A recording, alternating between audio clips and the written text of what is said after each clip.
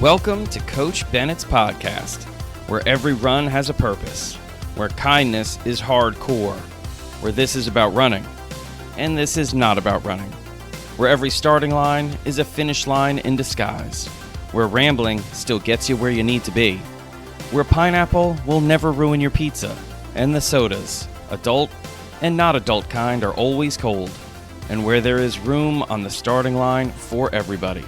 I'm Coach Bennett. Thank you for letting me be a part of your day. Let's get started. Well, welcome everybody to episode 78 of Coach Bennett's podcast, and we're back. We're back in Portland. That's right. Last week I recorded the show in Austin, Texas. I was at the running event. This week I'm back in Portland, and we're 30 degrees cooler here in Oregon. But today was sunny, so I'm not going to complain about anything. In fact, today, there's no complaining. Today is about giving thanks. That's what this episode is all about. That's right. It's about giving thanks, being grateful, sending out into the world a few thank yous, because it just feels so good. Not just to hear a thank you, it feels good to say thank you, especially to someone who needs to hear it. It's like extra bonus awesome. And that's what this is about. Now, if you've run with me before on the Nike Run Club app, you know that there's a series of runs in there. The thank you run, another thank you run, the Grateful 5K, the Grateful 8K run, and 30-minute thank yous. And this time of year, I always put out something like this. And last year I did a special episode for Coach Bennett's podcast that was on gratefulness and thankfulness. And you know what? You all seem to really like it. I'm so happy that you liked it. By the way, thank you for listening to it, which is why we're coming back to it. And I will tell you this. It's something many of you have heard from me before. I think being grateful, being thankful is a superpower, especially for an athlete. It really is. And if I want to go even one more round of especially for a runner, because it means we are aware even during times when maybe things are not going great, maybe when things are going pretty crappy, we are aware of other aspects of our life, or even if it's the run that's going poorly, other aspects of the run that we're grateful for, thankful for, aware of. Now, here's the thing. A lot of people would say, like, ooh, isn't that overly optimistic? No, not really. And here's the thing. Some people think that being optimistic means you ignore the negative things in your life, the bad things in your life, the things that aren't going well, the things that are stressful and full of anxiety and really don't help you become a better version of yourself. That's not what being optimistic is about. Being optimistic is not about ignoring the bad things. Being optimistic is about not ignoring the good things and having the confidence and the patience and maybe the faith that things may indeed work out, even if they're not working out right now or working out the way that you want them to. That's all. And to have all of these qualities as a runner, it really helps because it's never perfect. There's no perfect run. There's no perfect race. There's no perfect training block. There just is no perfect, which is exciting because it means that there's always room for improvement, betterment. There's always the opportunity to surprise yourself that you did something unexpected and glorious and magical and badass, but it's never going to be perfect. But we can still be thankful. We can still be grateful for things that are imperfect. And I hope we are, because everything's imperfect. So that's kind of the inspiration for today's episode. And I'm going to structure it in a way where I'm going to tell you a few things that I'm thankful for, and then I'd really like you to join in. I'd really like you to treat this as a conversation where we're talking about certain things and you, at the same time, are having a conversation with yourself about what I'm talking about. So, for instance, first thing I'm going to bring up, which seems pretty obvious, is I'm thankful I can run. And I'm thankful I can run because not everyone can. As a coach and an athlete in this sport, for as long as I've been a part of this sport, I can tell you, not everyone can run. for a host of different reasons. Could be injury, could be sickness, could be mindset issues, could be responsibilities and obligations mean that it's really difficult for somebody to make it to a starting line. But there's also people who don't believe they can run. Not everyone believes there's a place on the starting line for them. One of my lifelong goals in this job is to convince as many people as possible that believe there's no place on the starting line for them, that there is, in fact, a place on the starting line for them. But I have to also acknowledge the fact that I'm very, very lucky to be a part of this sport, and I'm very lucky that I can run. Physically, I can run. But I also believe that there is a place in this sport for me, and I fully understand how powerful that has been in my life.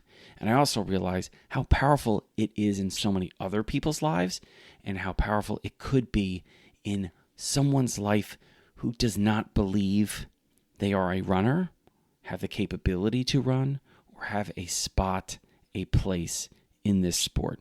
And they do. So what I want you to do, if you're running with me right now, or if you're driving, or you're on a train, or you're in your apartment, it doesn't matter. I want you to think about running, and I want you to be grateful for it. I want you to be thankful for it, and I want you to maybe think about some of those things that the sport have offered you, have given you, experiences that you've had because of the sport, great breakthroughs you've had in the sport that have led to breakthroughs outside of the sport. I just want you to be thankful for running. And if you're someone who's listening to this who maybe thinks there isn't a place in the sport for them, let me just tell you right now, there is. There absolutely is. So you just got to show up, find a starting line, cross it, and boom, there it is. You're a part of the sport and not apart from the sport. And I'll tell you what, being a part of the sport is way, way better than being apart from it. So I'm thankful I can run. That's my first one. The next one I want to bring up, which I think is another one that all of you can probably relate to, especially when I expand the definition of it, is I'm thankful for all the teams that I was on, the teams I was a part of, whether it was as an athlete or a coach. And you know what? I'll even extend it out to the teams I was a fan of, because there was some great joy that was brought into my life from being a fan of certain teams. But from the teams that I was on as an athlete, the teams that I coached, I am so thankful for those experiences I had, for the people I got to meet, the friendships I got to establish, the experiences, the journeys, the adventures that we got to go on together, the challenges that I never would have set for myself, or goals that I would have gone after if I hadn't had this team around me. Now, here's the thing. This doesn't mean it was, once again, perfect. And I was definitely not a perfect teammate, and I was definitely not a perfect coach. But that isn't the purpose of being a part of a team.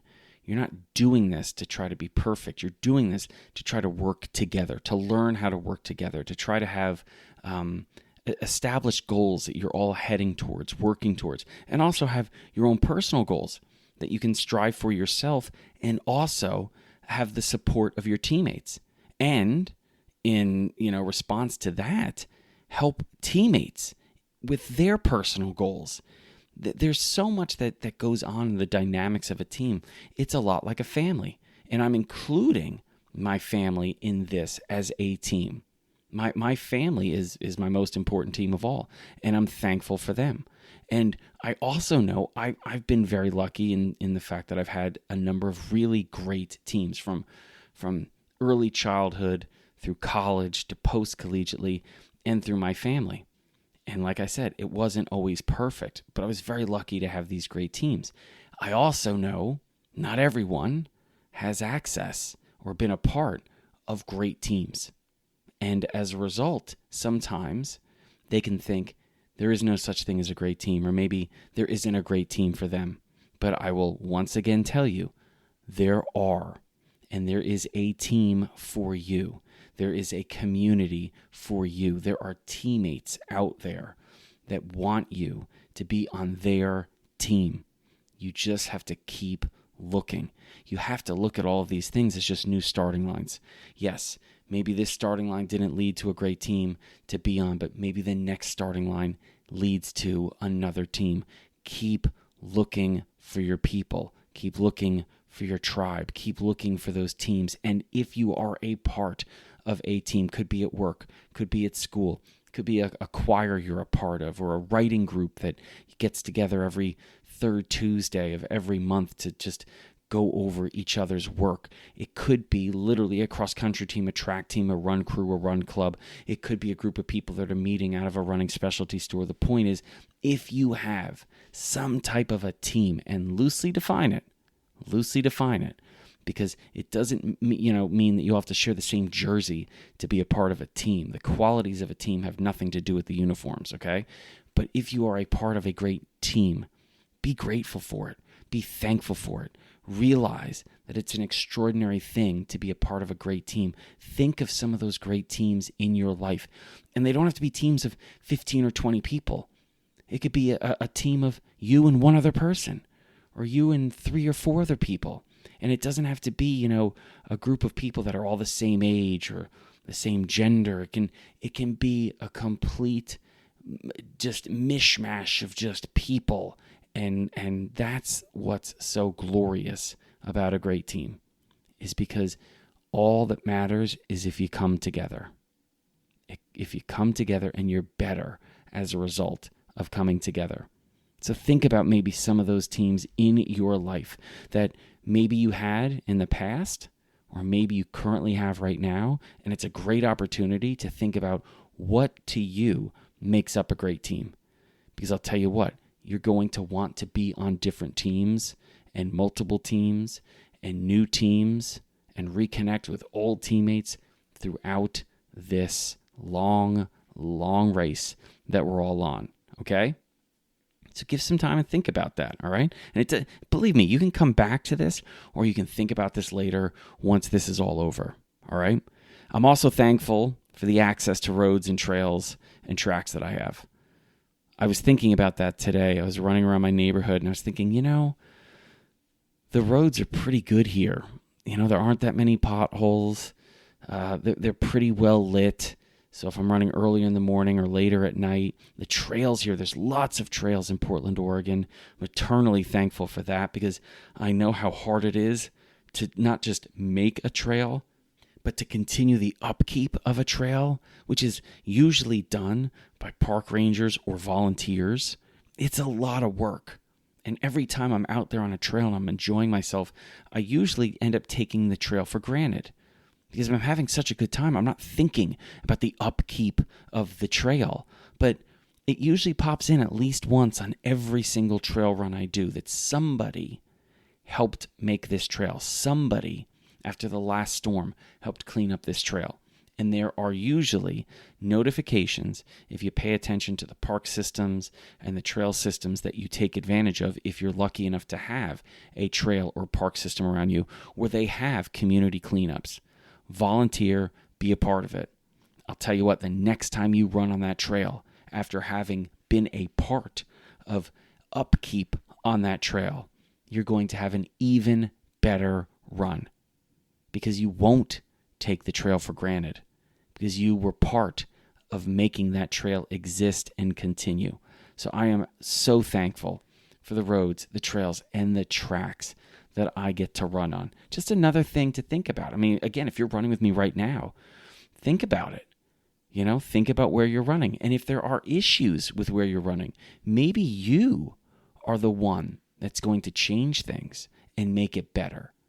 And maybe 2 years, 5 years, 10 years down the road, someone's going to be running and she's going to be thinking to herself, you know what? I'm thankful for whoever put these lights in place so I could run here and feel comfortable, or whoever helped keep this trail passable and runnable and enjoyable.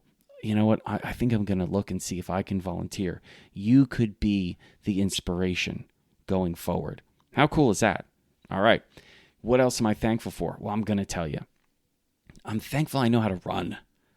Yeah. Now listen, so many of us, once we learn how to run, this is also something we just take for granted.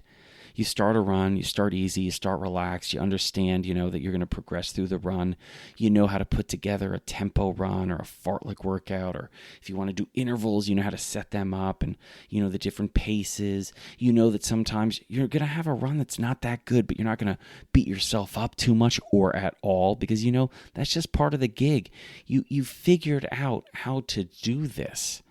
But here's the thing, the overwhelming majority of people that start runs, they don't know what they're doing. So here is my way of being thankful and grateful for knowing how to run. I try to share what I've learned from my own running, from other runners, from coaches. I try to share that with as many people as possible. Now, here's the thing. If I'm talking about the community listening to me, there's way more wisdom amongst all of you than with me. You have so much more to offer the community than I do. So that is one way of showing how grateful you are for knowing how to run. Share it. Share your wisdom. Here's the thing, when it comes to wisdom, when it comes to knowledge, a lot of people, for some reason, I think are protective of it for some reason. I'm not quite sure why. It's not like it's, a slice of pizza where if you give half your pizza away, you have half your pizza left. That's not how it works. You give your knowledge to someone, you don't lose any of your knowledge. You give that earned wisdom you have. You don't lose any of that. You've just added more wisdom and knowledge to the world. That's a pretty cool way to look at it. So if you know how to run, if you've learned how to run, that earned wisdom, share it. Share it with people. That's one of the great ways you can show how grateful you are for being as smart as you are about this sport. Okay? All right, I got another one for you. I'm thankful that I wasn't the best at this when I started. When I started running in middle school, I was never the best kid on the team, not even close. And I am so thankful for that. I also am so empathetic for people that are so good at this so early, because what happens is sometimes people can associate the success they have with their identity. So winning races suddenly becomes who they are, as opposed to the effort they gave or the strategy they had, how much they put into it, how much fun they had running. Suddenly first place becomes their identity. And when they no longer are consistently winning, they think something is consistently wrong with them. I never had to deal with that because I was never that kid. I was always pretty good at it, but I was never the best. Like if you're picking who's going to run, the anchor leg in 5th grade, I was not the kid you were going to pick. If you're playing tag and you're trying to, team tag and you're picking, the first kid picked, it ain't going to be me. Second kid, it ain't going to be me. Third kid, it ain't going to be me. And that was a luxury. I might not have realized it when I was younger, but I realize it now, especially having coached kids. It can be difficult when suddenly the consistent success becomes inconsistent success if you're measuring it on first place or bust. And I'm so thankful for that. It has also changed the way I look at my own progression in the sport. It never was about, maintaining excellence measured by a place in a race. It was always about progression in the sport, trying to get better. And there were a lot of different ways of measuring it. I was, trying to get faster in my events, and I was trying to improve in relation to my competitors. But it was also about so much more than that. It was about continuing in the sport. It was about getting to the next level. Not getting to the next level to dominate. It was about getting to the next level to get to the next level and experience it and be able to compete with even greater athletes.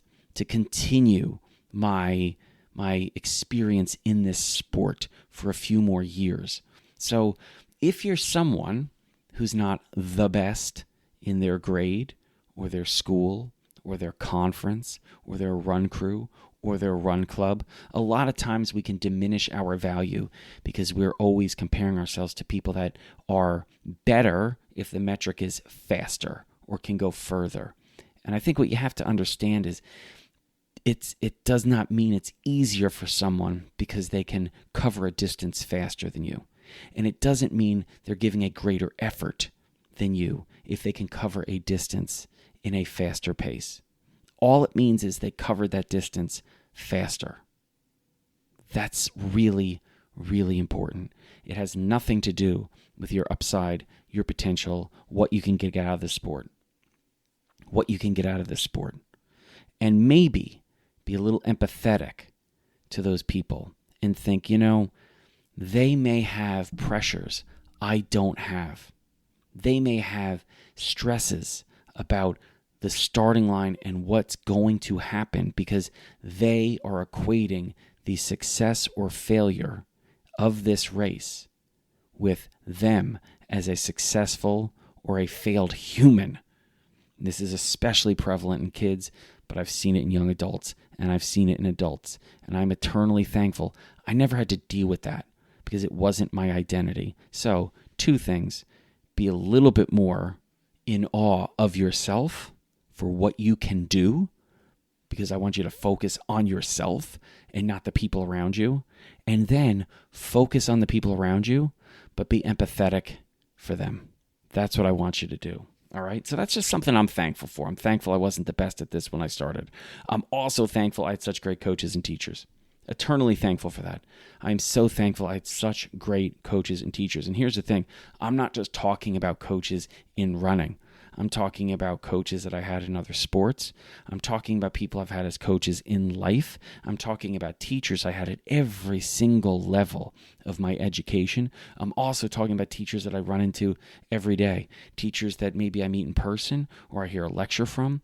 Somebody who is imparting some wisdom is a teacher. And we all can be teachers because we all have earned wisdom that we can share. We all can be coaches. You might have heard the famous line from Bill Bowerman. He's the co-founder at Nike, that if you have a body, you're an athlete. Well, I think if you have a heart, you're a coach. So if you're listening to this, odds are you've got a heart, okay? Which means you can be a coach, which means somebody out there can be better because of you. Is that not the coolest thing ever to hear? I mean, if you're ever wondering, what is the point of all of this?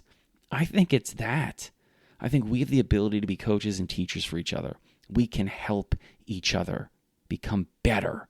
That's it. What else do you need? How cool is that? So maybe take some time to think about the coaches and teachers you've had in your life that you're thankful for. I'll also say this. You can probably hunt them down, okay? And if you're lucky enough to still have them gracing this planet as living, breathing human beings, maybe just shoot them a text, an email, drop them a DM, show up on their social media and just say, hey, teach, coach, I just want you to know you meant a lot to me. Thank you. I'm so grateful that you were a part of my life. It will blow them away. It doesn't happen very often, okay? So think about it. Just think about it. And I'll tell you what, you're going to feel so good for having done it. Because 1, it needed to be done. And 2, it feels good to make somebody happy. And I'll tell you what, they will be so happy. Okay, another thing I'm thankful for. I kept going. There were a lot of times when I wanted to quit this sport. A lot of times. I wanted to quit in high school. I wanted to quit in college. I thought about it post-collegiately, and I was like, I'm just not going to do it. And then I thought I was out of the sport because I was in finance, and I wasn't coaching, I wasn't running. And then I had an opportunity to coach and teach in high school, and I took it. Thank you, by the way, Tammy Bennett, Show Up Society. That's Coach Bennett the Greater. She's the one that gave me the gentle nudge and said to go do it. But I'm so happy I didn't quit on this sport. And the sport never quit on me. There were starting lines that were put in front of me. Sometimes I didn't cross them, but another one would be put in front of me. And sometimes I didn't realize I was crossing a starting line. Running can be sneaky. running can kind of slide little starting lines in front of you, and you don't even realize it. And the next thing you know, you're like back in the sport. You're like, this is amazing. So I'm just happy I kept going. And here's the thing. You can come back. And if you come back, that counts as keeping going. All right? You may have heard me say, we're not done when we stop. We're done when we stop starting. So if you've been away, welcome back. And if you're in the midst of debating, do I want to keep doing this? Take the time you need, because there will be a starting line waiting for you. And if you're someone that's in it still, be thankful that you're in it still. This can be, and should be a lifelong sport. Okay? All right. I'm also thankful that I've been open to all this sport has to offer. I've looked at it as something that is this gift that keeps on giving as long as I keep my mind open. I hear from people all the time that say, they get into the sport and the first thing they want to do is run a marathon, which is awesome. That's great. That's cool. And then when they're done, they think, well, what marathon should I do next? And I'm like, well, why do you have to do a marathon? Why don't you do indoor track? Why don't you do cross country? Why don't you train for nothing at all? Why don't you do a trail run? I mean, you don't have to just stay on the roads, and you don't have to just do 42.2K. You can go crazy because the sport is crazy. There's so many different ways of experiencing it. There's so many different purposes to go for a run. There are so many things to be inspired by and motivated by, and journeys to go on. There's so many crazy goals that you can set. Don't limit the sport, because when you limit the sport, you're limiting you, because you are the sport. You are the one that can do all of these things. So if you limit the sport, you limit your access to it, which means you're limiting yourself. Don't do that. Keep your mind open about what you can do and how you can experience the sport. This also means, like when I said earlier, that if you have a heart, you're a coach. Maybe you want to get into coaching. Maybe you want to help put races on. Maybe you want to volunteer. Maybe you want to be a part, like I said, of a team again. Maybe you want to start going after, different goals on different terrains for different distances. Maybe you want to write about the sport. There's so many different things you can do. Don't limit the sport. All right? So keep your mind open, and you're going to be keeping your options open as well. All right, another thing that I'm thankful for, and I hope you're thankful for too, is I'm thankful for setting myself up to potentially fail so many times. I've set some big-ass goals and some little-ass goals and some in-between-ass goals. And, I mean, if I'm being totally honest, which I should be totally honest because a coach should always be honest, I have failed far, far more than I've succeeded if the metric is, did you reach your goal? Now, I've reached so many goals, and I've done so many great things in this sport, I'm happy to say. And if you've gone for enough runs, then you should be saying the same thing about yourself. But I have failed. I have failed so many times, and I am so thankful for that, because it taught me how to fail and keep going. It taught me how to fail and not be a failure. It taught me how to lose and not quit. It taught me how to become better even if I wasn't the best. So I am so thankful, because that has bled into the rest of my life. So much of running has bled into the rest of my life. Hence, this is about running. This is not about running. But I want you to think about some of the things that maybe you didn't achieve, maybe came up short on, and I want you to be thankful for them. I want you to look at them in a different light. I'm not saying you have to say, yes, this is great, I failed. But I want you to realize that sport gives us the opportunity to fail in a safe environment and get the learnings from that. The struggles that come with failing, the heartbreak that comes with failing, and heal and improve upon and become wiser as a result. So I am thankful for setting myself up to potentially fail so many times with my goals and the challenges and the adventures I went on. I hope you are too. And I think you should take some time to think about some of them, because I bet if you're looking at them like prior to this episode in kind of not so good of a light, I think you're going to be proud of yourself for going after these things and proud of those failures. Okay, I've only got 2 more because I said this was going to be shorter because this is the time of year where I know you don't have that much time. So I don't want to take up too much of your time. So I just want to say I'm thankful to all of you runners. I don't think you all understand just how meaningful all of you are to me. You inspire me. You motivate me. You are where I come up with all of these things to write about.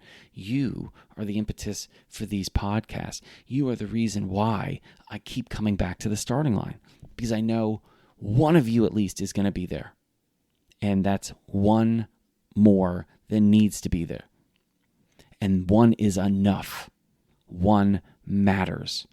And you have all taught me that, which is why I keep showing up. And it's the greatest job in the world, because I get to hear about your successes. I get to hopefully help you through tough times. And all of that feels good. It gives me purpose. And I hope in doing so, I'm helping you with your purpose in life. So I'm so thankful to all of you runners. You don't have to play a part in this where you're thinking, because I've been asking you to also think about the thankful stuff. This is just me telling you I'm thankful for you. And then finally, which I think this is an important one, and I'm going to turn it around so you're going to get it, because it sounds like egotistical to begin with. I'm thankful for me. And the reason why I'm saying that is because I want you to end this by being thankful for you. I want you to take the time to be thankful for yourself. I want you to take the time to acknowledge who you are, what you've done to get to right here. You need to take that time. You need to celebrate the fact that you cross starting lines, that you set goals that maybe at the moment are out of reach, but if you do what you can do, someday they're going to be reachable. That takes guts. That takes courage. You're a teammate to people in your life that maybe you're not even paying attention to, that rely on you, that are inspired by you, that are motivated by you. You need to be thankful and grateful for you. And I'll tell you what, if you can be grateful and thankful for you, you're going to be a better runner. More importantly, you're going to be a better person. And you're going to be able to accomplish even greater things and help even more people. So that's why I wanted to say I'm thankful for me, because I'm flipping it, because I want you to be thankful for you. I sure am. And I'm thankful that you listened to episode 78 of Coach Bennett's podcast. Thank you for listening. Thank you for sharing. Please share this with some people. Let's get some people out there being grateful, being thankful for themselves and for so many other things, and hopefully inviting more people to the starting line with them. So share this episode, share the podcast. If you're not subscribing or following already, please do it. Come on. And you can rate it and review it. I love that too. So thank you for listening. And until next time, you take care of yourself, take care of each other, and I'll meet you on the next starting line. Thank you so much for listening to Coach Bennett's podcast today. And if you haven't already subscribed or set yourself as a follower to the podcast, I really hope you would. And make sure you check out the show notes, because in those show notes, you're going to find a link to Coach Bennett's newsletter and all the social media sites I'm on, like Instagram and Threads and Cameo and Blue Sky and Nope, not on that one anymore. So all the ones I am on, you're going to find it in the show notes, so check that out as well. And as always, thank you again for listening to Coach Bennett's podcast. Until next time, you keep taking care of yourself and each other.